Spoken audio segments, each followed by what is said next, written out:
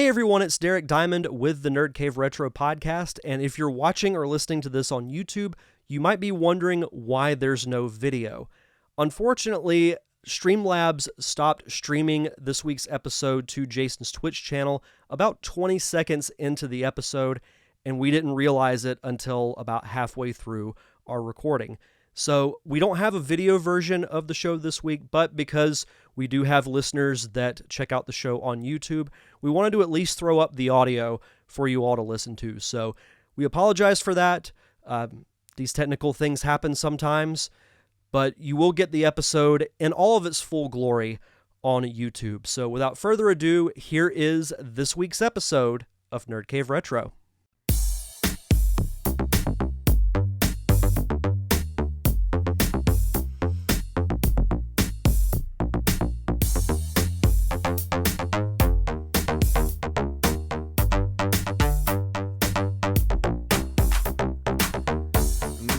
Programs, we're back for another episode of the Nerd Cave Retro Show. My name is Jason Robbins.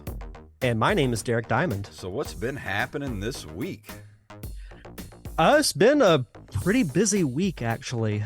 So I don't know if I've talked about this on the show, but my wife Samantha has started becoming a wedding coordinator. I saw and that. She's never done it before. She has booked, I kid you not, 8 weddings already. What? For Dude, the year. I'm in the wrong business. I know, right? So wow. Luckily I've also got some video work that I'll be doing for a couple of those, which will be good. Extra money is never a bad thing, but yeah, I've been really impressed and really proud of her for the work that she's put in, and it's been paying off. So her first wedding's March 4th. Ooh, I bet so just coming up in a couple. I bet that is very stressful trying to plan people's weddings. I don't think I could do it. It depends on who you get, and it's usually, this is just my experience as a videographer, it's normally not the bride, it's the bride's mother that you got to worry about. Yep, I can imagine. But I've been fortunate enough to not really have too many like bad experiences. Yeah, but I have heard of some. Oh, I'm sure. So the people whose wedding we're working in early March, like they seem very chill and down to earth. So we'll keep our fingers crossed that it stays sure that way. They won't all be like that. No, they will not. But that's mostly what I've been up to. That and for those who are watching the show live and also listen or watch the Derek Diamond Experience, I recorded this week's episode right before we started the show, so it's not out yet. As soon as we're done with this, I'm going to edit that up, and it'll be out later on this evening. So awesome. Fun stuff. What about you? Well, I did a little artwork last week for a saw that, yeah, for this Tron art contest that I entered into. Hopefully, I'll win a little something. It's nothing huge, but I did Mega Man mixed with Tron, so that's going to be... I thought I had an original idea until our good friend Tyler popped up in Discord like, what, like this? And shows a shirt that's Mega Man mashed with Tron. I was like, son of a bitch, man.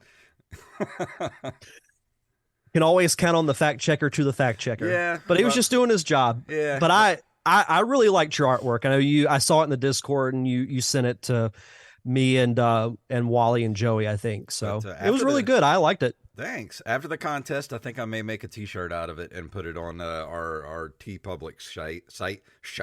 Our TeePublic site. That reminds me, I need to get the Wally shirt. Yeah. Because I'm thinking about wearing it for our panel. But I did some other artwork too, creating the label for our brand new line of B-Res Nerd Cave Retro coffee. Nice, smooth medium roast that you can go pick up right now at brescoffeeco.com. I did the artwork, which was an artwork I did for what was going to be for the podcast, but we ended up going a different route. And I saved it. I was like, I know we're going to use this for something one day. And I saved it. It looks like it's designed to look like an old Nintendo black box cover. So I made that, and that's the cover for our coffee with little 8-bit me and Derek's on the front of it, and it's awesome. And our heads are superimposed on characters that I think are very appropriate for our respective fandoms. Oh So yeah. I'm excited. I ordered a bag yesterday, I think. Mhm. So I'm excited to how it tastes. I mean, they've made really good coffee. I've never had Oh yeah. anything bad from B-Res, so excited to see how it tastes. Yeah, I'm gonna order me a bag this week, and if you want to get a bag of our very own Nerd Cave Retro Medium Roast, use the code NCR for 10% off your order, and go to brescoffeeco.com. Support small businesses, and they have great coffee, so go try it out right now. I demand it. Use the promo code NCR to buy NCR coffee. But we got to do a little bit of a shorter episode tonight. Derek's got some work he's got to do tonight, so we're gonna go right into the news. What do you say? Let's do it. If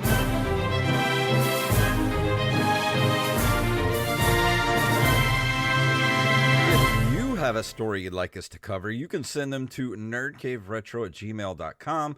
This first story tonight is from NintendoLife.com. Nintendo wins Switch Joy-Con drift class action lawsuit. The story they ran in the U.S. who were trying to get their kids to sue Nintendo over Joy-Con drift in a class action lawsuit. It seems the video game giant has come out on top.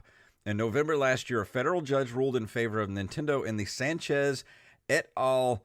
I guess that's how you say that, v. Nintendo of America case. Nintendo was able to prevent the case from going any further thanks to the Switch's EULA, which disallows lawsuits and requires party involved to enter a legal arbitration.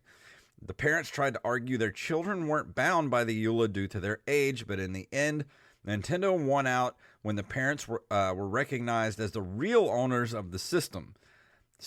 This obviously isn't the first time the company has had legal dealings like this. And one other victory last year, it even scored $2.1 million in a lawsuit against a ROM website. Way to go, Nintendo. I'm not surprised. I mean, that I didn't think that they would lose, but I will say, as a personal story, the drift on my Joy-Con, the left one, it's unplayable. Yeah, right mine now. too. Like I had to replace it. I started playing Secret of Mana again, and whenever you pause the game, this little like wheel comes up where you can do things like, if you want to use your items or equip a different weapon or things like that. There's different wheels, and you can like hit the up or down to rotate between them. Yeah. Well, whenever I pause the game, it just puts those wheels on an endless loop. Huh. Because the Joy-Con is drifting so bad. Yeah, when mine was drifting, I was playing the Gems of War a lot, and it's a match 3 type of gem card game, and it was matching gems without my consent. It was just moving stuff around. I'm like, this ain't cool. Yeah, I'm not surprised that Nintendo won. But at the same time, I feel like this is something that they could have avoided from the very beginning. Yeah, I mean, they did launch the free repair program, which is cool, but at the same time, you still got to send it off to Nintendo, get it fixed, get it back, and with the postage, I mean, you might as well what I did. I went on Amazon and I bought the Legend of Zelda left Joy-Con, and it was like $25. It's not Bluetooth. It only works when it's in the Switch. But I rarely ever use the controllers for motion or anything like that. Like, I always play my Switch like a handheld. So I just replaced it for $25, and I've been perfectly happy with that. Yeah, it's to the point now that I need to get a new Joy-Con. I've put it off for as long as I can, but like I said, it's pretty much unplayable. It is right now. It's like the red ring of death for Nintendo. It's like it's going to happen at some point. It really is. It really is. So that'll be something I do within the next week or so. This is also from NintendoLife.com. This story hurt me physically.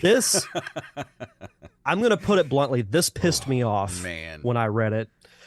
WATA certified Pokemon Yellow apparently mauled by U.S. Customs. We've heard some horror stories in the past about games and consoles that have been sent off and didn't make it to the other end, but this story takes it to another level. A WATA-graded copy of the Game Boy Classic Pokemon Yellow has been completely destroyed, apparently after an encounter with U.S. Customs. As explained by Night Dive Studios CEO Stephen Kick, a friend of his recently purchased a sealed and graded WATA copy of the original Game Boy Classic released in 1999. When it arrived, the case was broken, the seal had been ripped and discarded, and even the box was cut up. And there's a photo in the article that you can read, and yeah, the case was broken into, front of the box is cut off.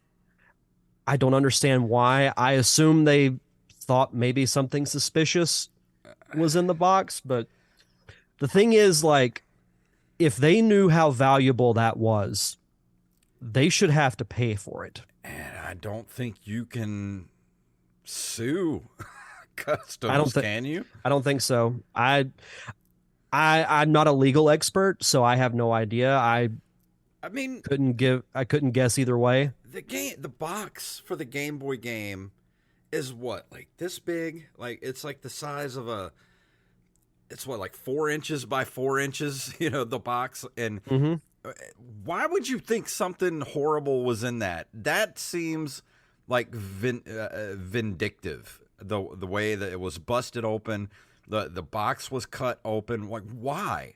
Why would you? I mean, what were you? Did you think there was a nuclear device in there or something? Like, explain to me why that thing was mauled like it was. Clearly, whoever was working customs that day had never played a Pokemon game. I mean, seriously, this hurts me. I would be so angry. I mean, imagine if you had like, I don't know, like stadium events, a stadium events cartridge sealed in a WATA cartridge, a case, and Customs just rips it open and just destroys your copy of like that. Oh my God, that I'm getting my blood pressure's going up just thinking about it. Like I would be so mad. My wife would have to keep me from going to jail. I mean, that's just awful. This wasn't like an average graded copy of the game either. It was graded 9.2. So it ain't no slouch. It must have still been sealed. Yeah. And when you see that, it's in the seal. It's under acrylic plastic. Why would you bust it open and destroy it? Why? I don't know. Oh, I have no idea. All right, we got to move on because I'm just angry. Yeah. This next one is from GamesRadar.com. From Skate 2 to Sega's best arcade game, these Xbox 360 classics will soon be gone from digital stores forever. Dozens of games will soon be delisted from the Xbox 360 store, which effectively means that a big number of backwards compatible titles are being killed on modern consoles too. Let's see. The vast majority of these games are available as backwards compatible titles, but bewilderingly, most of them are not actually purchasable on modern Xbox consoles. You have to purchase them either through the actual Xbox 360 console or Microsoft Online's 360 Marketplace. While an Xbox rep told Gamatsu that titles that are available to be purchased on the Xbox One and Xbox Series XS stores will remain purchasable, that doesn't really matter when most of these games are not on the modern store.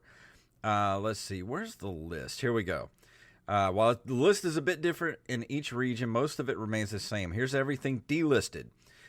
Aegis Wing, Assassin's Creed Brotherhood, Assassin's Creed 3 and 4, Assassin's Creed Liberation, Blood of the Werewolf, Blue Dragon, Breakdown, Call of Duty Advanced Warfare, Call of Duty Ghosts, Castle Crashers. Why is Castle Crashers being pulled down? Counter-Strike Global Offensive, Dark Souls, Darksiders 2, let's see, Far Cry 2, Final Fight Double Impact. Dude, this list is massive. Like Left 4 Dead, Left 4 Dead 2, Limbo. Limbo is being pulled down. Peggle 2. This is why. Why is this happening? This is why I don't like digital uh, uh, what do you call it? The DRM or whatever, the Something digital like that. purchases. This is why I still like physical purchases right here. This is it right here. So would you say that Left 4 Dead is being Left 4 Dead? It's Left for Dead, dude. Like we were saying with the first story, it doesn't surprise me. I mean, as we get to more modern consoles, yeah, the older games are going to be discontinued. But I've been a proponent of digital mostly for its convenience, but in this instance, this is why you should get a physical copy of the game. Like I went through a stretch where, so like, say like Super Smash Brothers Ultimate, the version I have is digital. I've got a few other digital games too, but with games like Breath of the Wild, with Mario Odyssey, and even with when I got Sonic Frontiers, I got a physical copy for reasons like this. Dude, the orange box is being pulled down. One of the greatest games of the collection of games for that era was the orange box, because it had Half-Life 2, it had Portal, and what was the multiplayer game that was on there? I can't remember the name of it right offhand. I can't either. But that collection, I still have it. Like that was, and now it's going away. Like, this is why I think there should be some kind of an online library where you can go and get these games, or at least play them, or have some way to play them in an online library setting. If they're going to just take these games and be like, they're not going to be available anymore for purchase, then they should be put in some sort of free downloadable archive. Yeah. I mean, I don't disagree with anything you just said. I think it's stupid that they're being pulled, but I don't know. It's unfortunate. I don't like it.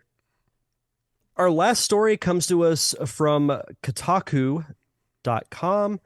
5 classic retro games that you can play for free. In the down moments of playing a distressingly long Mario Party 2 game this weekend, my friends get a garbage truck full of NES and Super NES games with their Nintendo Switch Online membership. I started wondering what other retro games were only a download away on publisher storefronts. By that, I mean the Microsoft Store for Xbox-compatible games, Nintendo's for the Switch, etc.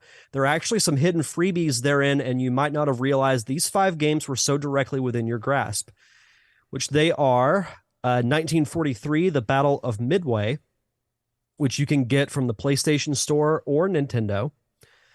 Pac-Man, which you can get on Apple's App Store or Google Play. The original Sonic the Hedgehog, which you can get, again, from Apple's App Store or Google Play. Pinball FX2 from the Microsoft Store. That looks cool. Yeah, it does. And Shadow Warrior Classic, which you can get on Steam. So, few hidden gems out there. I had no idea that the original Sonic the Hedgehog was on mobile. I didn't either. I knew that Sega was doing that mobile gaming thing that they had talked about a couple of years ago, and then it was like, hey, we're going to have all these old Sega Genesis games be available on this mobile gaming platform. And then all of a sudden it like went away and never heard anything else about it. What's funny is I don't know what it's called, but there is some type of other Sonic mobile game, because my niece and nephew stayed over with us on Friday and we went to go pick them up. And as we were driving back to our house, my nephew takes out his phone and then I hear the sound of Sonic collecting rings. And I look at Samantha and go, I know what he's playing. Yeah, I'm gonna have to go get 1943 Battle of Midway on the Switch, because man, I love those 1942, 1943 games. Those were great games for the Nintendo.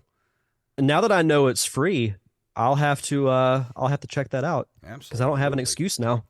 But that brings us to the end of the news, and we're gonna skip video game history for this week. But before we go into the review, Derek has shout-outs.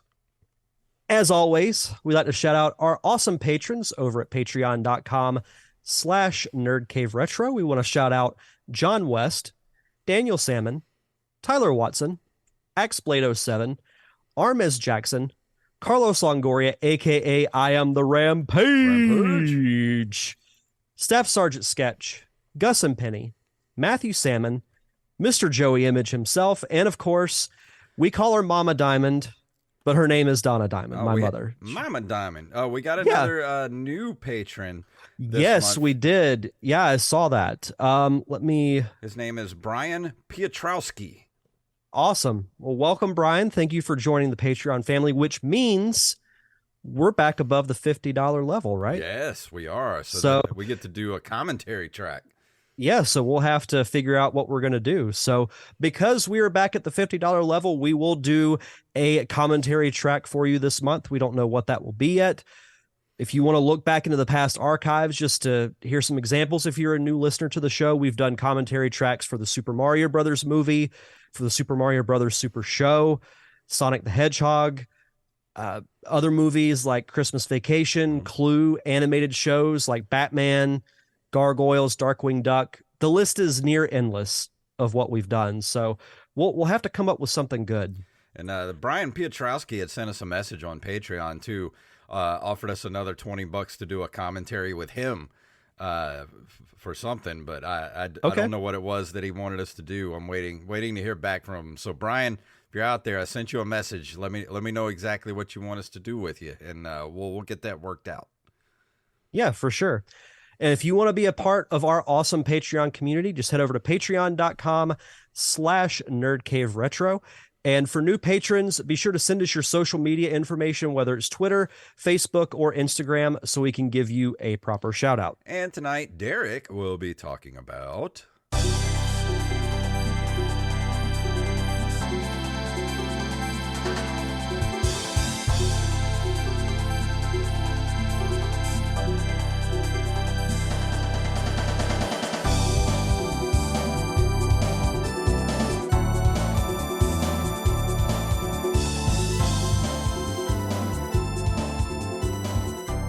why I love that music so much. It's so just relaxing. You know, no matter how good or bad a Mario Kart game is, relaxing soundtrack for one of the most unrelaxing games ever. Oh, we're going to get to that, my friend, because this is a game that I've wanted to talk about for quite a while, actually. Mario Kart 64, which is, of course, a kart racing video game developed and published by Nintendo for the Nintendo 64. It is the second main entry in the Mario Kart series and is the successor to the original Super Mario Kart, which was released in 1992. This game was released in Japan December 14th of 1996, and just a few short months later in North America on February 10th, 1997. So I've talked ad nauseum about how big a fan I am of the Super Nintendo. One of the reasons is its immense gaming library. There are a ton of good games for the Super Nintendo. And I remember when the original Mario Kart came out, and I was really excited for it because I love the Mario series. Racing games are fun. And who knew that that would be the spark of a series that I'd argue is almost as popular as the main line of Mario games. You know, Mario Kart is one of the ultimate casual gamers video games. They're easy to play. Mm-hmm. You don't have to do a lot. Like, it's easy to pick up on. For the most part, the Mario Kart games are really good. I really like Double Dash. I really like, was it Mario Kart 8 that they re-released for the Switch? Yeah. Super Circuit, I think, is very underrated. But there are some that are not as good. Unfortunately, this is one of them. So I remember briefly playing this game when it first came out because I'm like, oh, it's another Mario Kart game. I love the original. And then when I played it, like, I just thought it was okay. And I can never really remember why I felt that way because I didn't really have a vivid memory of playing it. I do remember playing it. I remember a few aspects of it, but nothing really stood out to me. So I was curious, you know, when I decided, you know what, I think it's time to finally talk about this game and revisit it. It has not aged well, like most N64 games. But I will say, to be fair, I don't think the original has aged very well either. I still have that sentimental value because I love the game, but if you go back and play it, it does not play that great. And I Yeah. think part of it is because the series has advanced so much that going back and playing those old versions, they feel really clunky. Mm-hmm. Yeah, especially And that. And I hate to say that about the Super Nintendo version, but yeah, it's pretty clunky too. there's still things I like about it. Like I love the music. I like a lot of the music in Mario Kart 64. Like you said, that track you played was very relaxing, and Mm-hmm. there's not really any tracks that I dislike. That's been a consistency with the Mario Kart series. And I don't want to completely bash this game because there are a couple of things that I did like about it. First off, I did not play this on the N64. I couldn't bring myself to use the controller, if I'm being completely honest. Yeah. So got a ROM and I just played it on my computer. There are some cool things about the game in addition to the music. There are a couple of fun tracks. The most notable one, and luckily I want to say it's been remastered for some of the more modern games, but Wario Stadium, which is built like a dirt bike track. So in a way, you feel like you're playing a Mario Kart Excite Bike hybrid, which is actually kind of cool. Yeah. The track is big. There's plenty of space to move around. And some of the smaller courses are good too. But I like having that wide open area, especially when you have a game that doesn't control that well, like Yeah. Mario Kart 64. You want to have plenty of space because you have to. I found myself constantly having to compensate because of the controls. Yeah.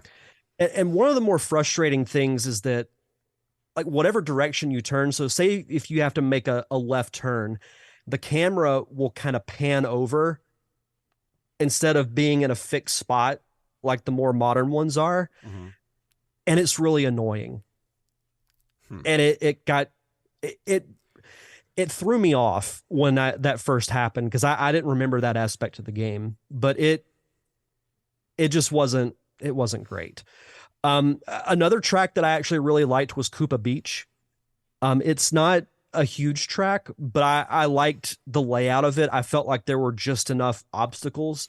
And also there were some cool like shortcuts you could take because one of the more realistic things they did is that, the tide will come in at certain points. And then when you come back around, the tide will be out. Mm-hmm. So you can actually cut across what was originally submerged, especially if you have like a mushroom or something, then you can speed across that and you can, get ahead a few places. So that was cool. Other than that, like the tracks weren't, I'll say this, Rainbow Road was boring.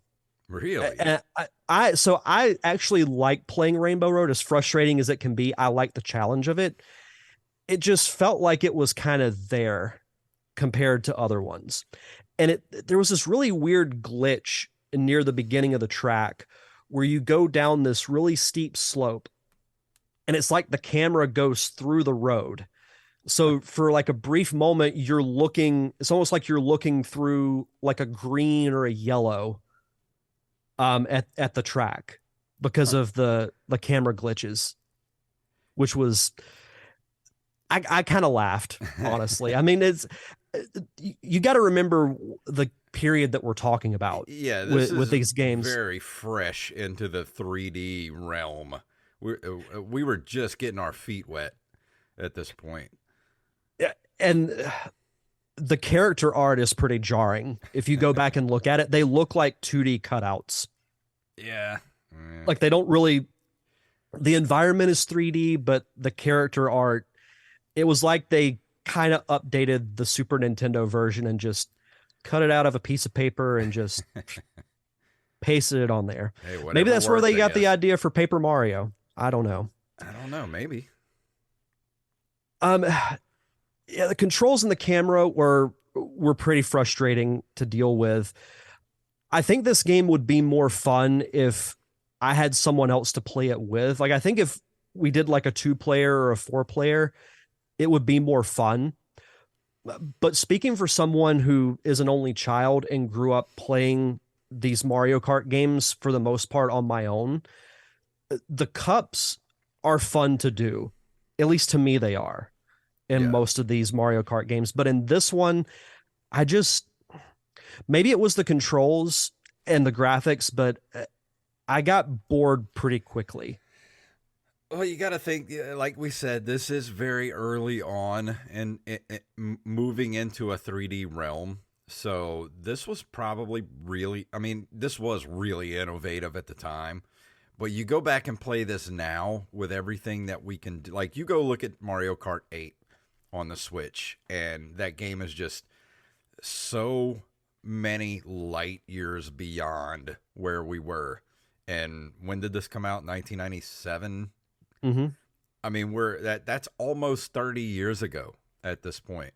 So you go back and look at that primitive 3D architecture and gameplay, and it's just kind of like, we're so far beyond this now.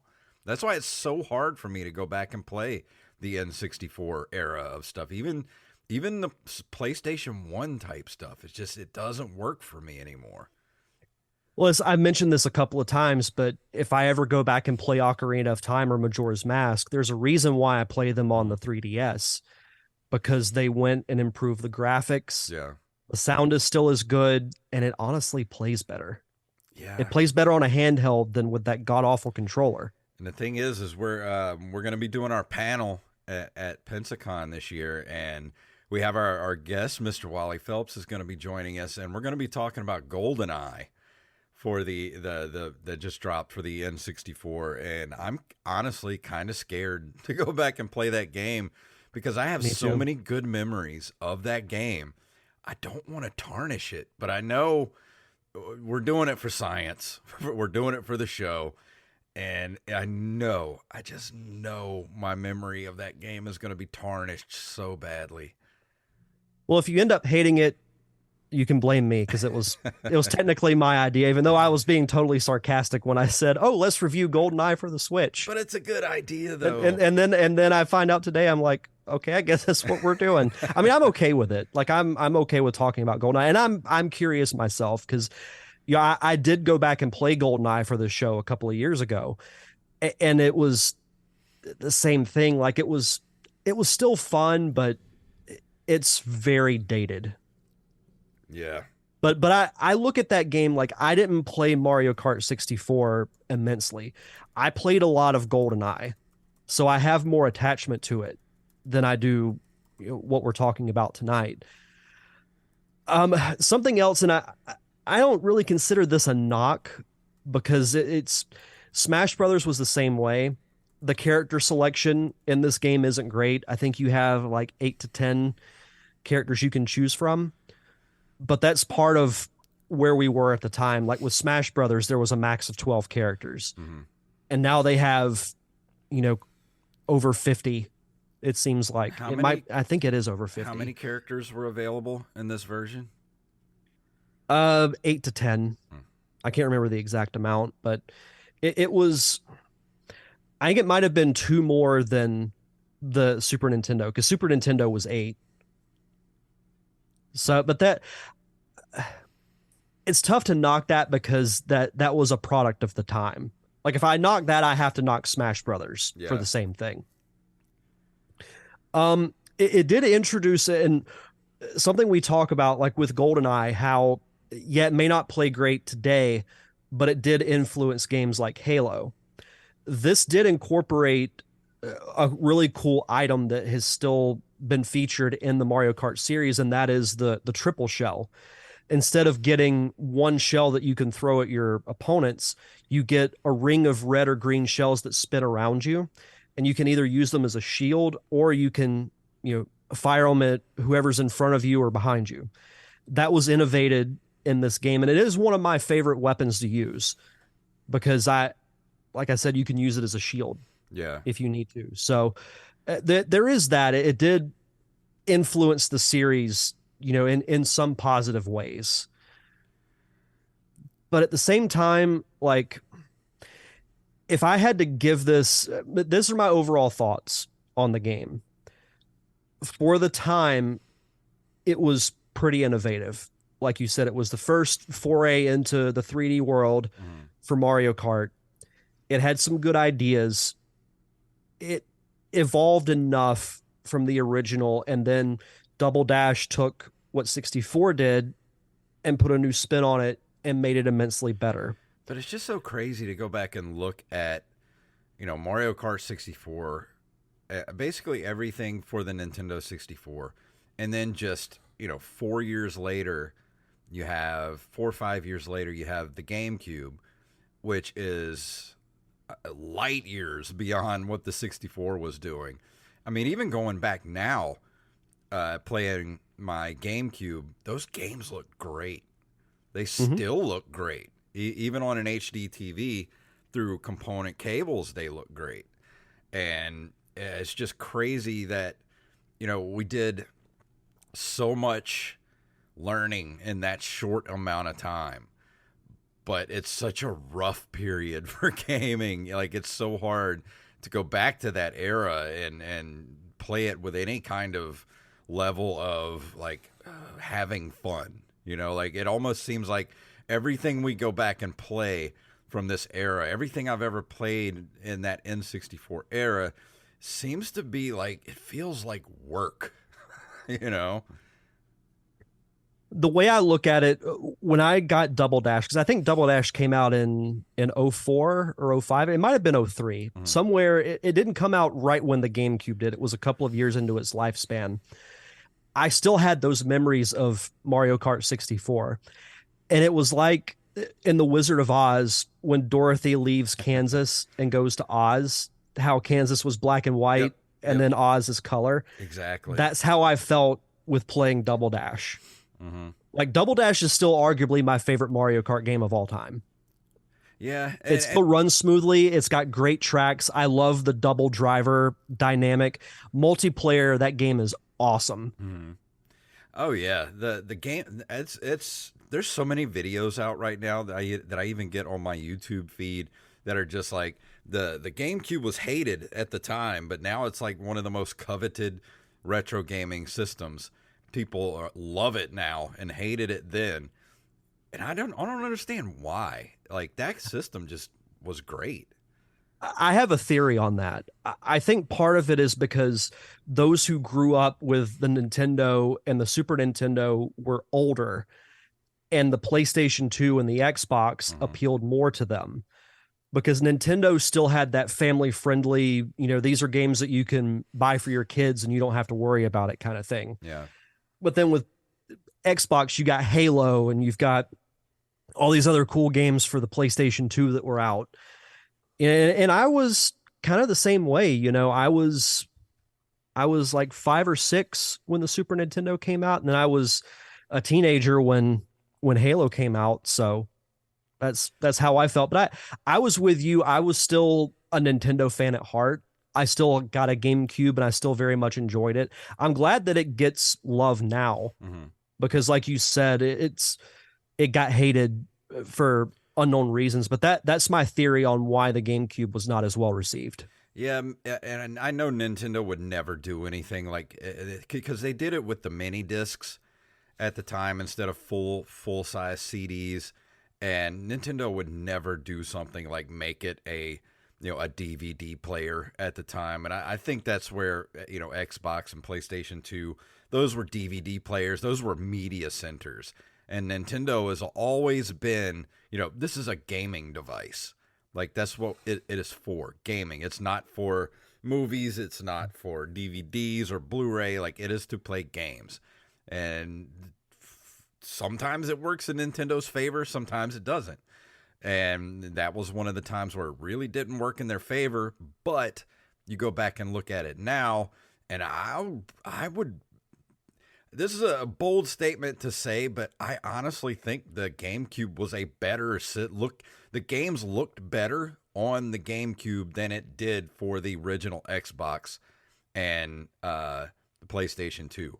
If you go back and look at some of the games, that were released on all those systems, like third-party games, they probably looked and sounded the best on the GameCube.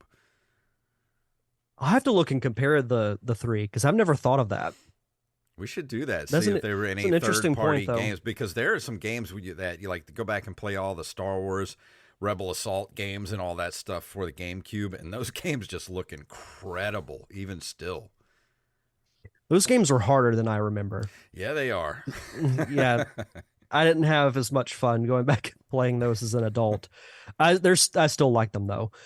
But as far as the reception for Mario Kart 64, it received generally positive reviews from critics and proved to be a commercial success.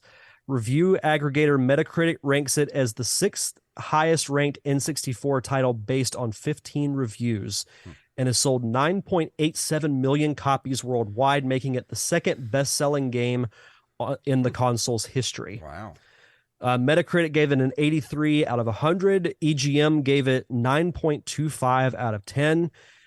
GameSpot 6.4, IGN 8.1 out of 10, and then Nintendo Life gave the Wii port a 9 out of 10 stars, and Nintendo Power gave it a 90%. So I look at those with a bit of an asterisk because those were rated at the time the game was released. Yeah. So I'll say this about the game. It's not entirely bad because it did do things that benefited the series as a whole, which I think every installment should do. However, as an individual game, it does not hold up well, in my opinion, outside of a couple of things. Yeah. It's got good moments, as I mentioned, but as an overall game, I'm glad I went back and played it, but my opinion of it has not changed. So I think as a number score, I don't want to give it like a 1 or a 2 because it wasn't unplayable. But I would give it, I'd give it a 5. Yeah. I'll put it right in the middle. Just for innovation, it gets a 5. Yeah, it gets extra points because of innovation and what it did for the franchise as a whole. Yeah. Well, that brings us to the end of the review, and I just wanted to say to everybody, I didn't notice until we were about 20 minutes into the show that Streamlabs stopped streaming the show to Twitch after 18 secons. So we have no video version of the show this week. I wish I would have recorded it and not just streamed it. So I apologize. I'll see what I can do about getting at least the audio version up on YouTube. If you watch or listen to this show on YouTube, I'll find some way to get it up there for you. I got an idea. Send me the audio file and whatever artwork you were going to make. Okay. Because what I can do is just put that up as like the image. Okay. And then have the audio play beneath it. Yeah. It'll take like a couple of minutes to do. Yeah, I'll send that to you as soon as we get done here. And sorry about that. Especially, I was wondering why Axeblade never said anything back to us after we were streaming, because 18 seconds and we just stopped streaming. So I don't know what happened. That's weird. There. That's really weird. Yeah, and I haven't even looked at the chat, so that was my bad too. So, but yeah, sorry about that, everybody. But it happens. Technical glitches, they happen. Yep, happened with me earlier today. We wanted to say, if you have any voicemails you want to leave for us, you can leave them at anchor.fm/nerdcaveretro, and we will play them on the show if you send us a voicemail. And Derek, you want to tell them about our panels at Pensacon this year? Yeah, so we're doing 2 panels, myself, Jason, and our mutual friend, Mr. Wally Phelps. First up, we have the Nerd Cave Retro Pensacon panel, which, as we mentioned earlier, we're going to be talking about the re-released GoldenEye, which I'm afraid to play, but for the sake of the panel and for the show, we are going to do it. That will take place Saturday, February 25th at 11 a.m. at the Right Place in room 4. And the great thing about this place is that it's only 2 blocks from the Bay Center. Nice. That's awesome. So it's very walkable. Awesome, because last year we had to drive everywhere to go where we needed to go. That was such a nightmare. And trying to catch such little trolleys everywhere, and then the trolleys stop at like 5, and we're like, well, guess we got to walk 3 miles to get back to the car. Yep. So if you're not able to make the panel, we will be recording it, and it will air as an episode of Nerd Cave Retro. And soon after that, we have the return of Defending Bad Movies. Yes. Defending Bad Movies Part 4. No witty subtitle for this year. I thought about calling it Defending Bad Movies Reboot since we missed last year, but we should. We'll save that for another one. That will take place in room 3 of the Right Place, same day, February 25th at 1:30. And if you're not able to make that, that will also be recorded and will air as an episode of the Derek Diamond Experience. So really looking forward to both. I think, at some point we got to do Defending Bad Video Games. Yeah, I'm down for that. That's a whole nother panel we could do that day. Yeah. We'll put that on the docket for 2024. So if you want to hang out with us and you want to come see the panels, just be at the right building at 11 a.m. and we'll be there in 2 different rooms, but you'll see where we are. Yep. You can spend your late morning, early afternoon with us. Yeah, come by and say hi, and we'll hang out with you for a little while. And, yeah. But I think that's about it. Anything else? Actually, what's going on with Derek Diamond Experience? What you got coming? You're working on it tonight. So what you got coming? Yep. So, recorded that right before we did this show. It was actually really cool. I talked with the writer-director and 2 of the actors from a feature film called Savage that was shot here in Pensacola and is going to premiere a week from today, February 13th, at the Sanger Theater, which I think is really cool that they were able to book it, because that's a really big deal. So I talked with Javen Garza, who is the writer-director, and then 2 of the actors, Dawn Hamill and Steve Marlowe. So we had a really fun chat. Check that out if you're listening to this right when it comes out. Should be out around the same time. So just go to linktree.com/DDiamondPodcast. It's where you can find all the subscription information, where you can follow me on social media, podcasts, YouTube, all that fun stuff. Fantastic. And go check out the Open Micers podcast. Last week, Jacob got sick last week, so we had to do a makeup episode in the middle of the week. And I love the title of it, by the way. Old Thunder Old Lips. Thunder Lips. The ultimate male. So yeah, we talked about Hulk Hogan and just a bunch of stuff. So go check out that Hostful Goodness episode over there at Open Micers on Twitter and Instagram. So is that it? Is that everything for this week?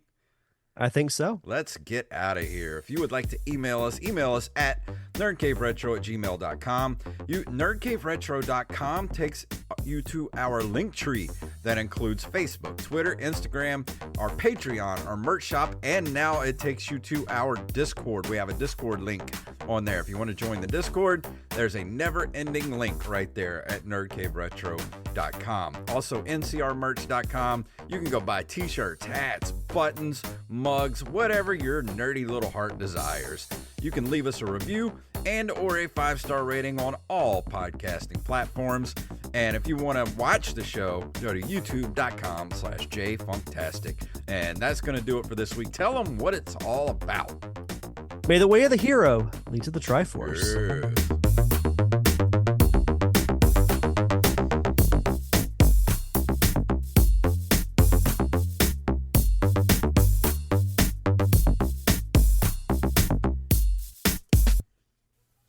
Paisanos, it's the Super Mario Brothers Super Show!